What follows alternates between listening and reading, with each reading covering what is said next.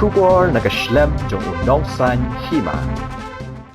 National Vice President jong ke National People's Party ubalongru hagajo kopor usembol Menteri Rangba jong ke Jylla uba Prestone tensong habaya keren bat kilat pathai khubor mentaka sengi ke khat lain terik unai leber arajar arpulai ula ong badang hai kini ki khendiat sengi baladep mau bat Menteri Rangba ke Jylla Konrad Sangma kilawan dan nongba New Delhi bat kili ya kendo ya ke Presiden jong keri ke Draupadi Murmu bat kili khot nong yalam ki bakintop ya ke Menteri ke Tanat Tyngka jong keri ke Nirmala Sitharaman ha ke balaya keren chapang ke jinglong jingman ha ke bayadei bat ke Tyngka jong ke Sarkar Jylla badula ongru banakaliang jong ke Nirmala kala rai Ïarap Kyrshan ya ke jinglong jingman jong ke Tyngka jong ke Jylla Meghalaya.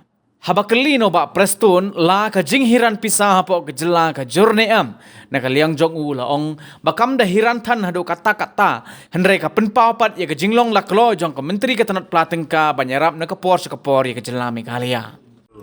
We went Delhi these few days back, and as courtesy we met the Honorable President, and also we met few more leaders, including the Honorable Finance Minister. We discussed about the financial position that we have in the state, and it's very positive from her side. She will also be with us, bailing us out as far as financial position is concerned. So what is it called, financial position? Is it bad? No, not bad at all. Not bad at all. But what I'm saying is, she's very, very supportive to us. Syusyuh bakran pat halor ke jingkeno jong Menteri Rangba ke Jylla Assam Himanta Viswas Sarma ha bakran ha ke yeng dor bartawan jong ke Assam ubalakam ba ke mukro ke ha bapo upur sam jong ke Assam bat ke baha bapo ke jingpet jingkmi jong Deputy Commissioner ke West Karbi Anglong District nakaliang jong ba Prestone ulaong bakalong ke basyai baka mukro ke dai ke jaka ke baha bapo ke Jylla Meghalaya hado menta meneru badula ongru ha ke bayde bat ke jingye keren penbet yo upur usam ya ke neru shen nakaliang jong ke Sarkar kan sedang no hiban le ya ke kam.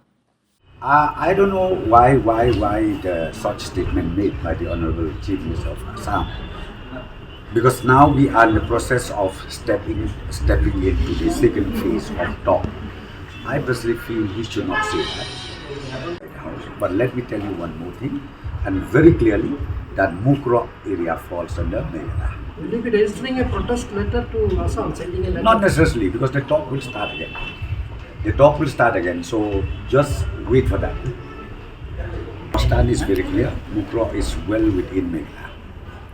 It's very, very clear, and it is even till this moment under the position of Meghalaya. So it is very clear, Mukro is well within Meghalaya. So when likely the government will reconstitute the regional committees to take forward the second phase of border? Yeah, we will walk out because our priority is has to be initiated now. We have already made it very clear to the people of the state that the second phase of talk will start very soon, so we will walk it out.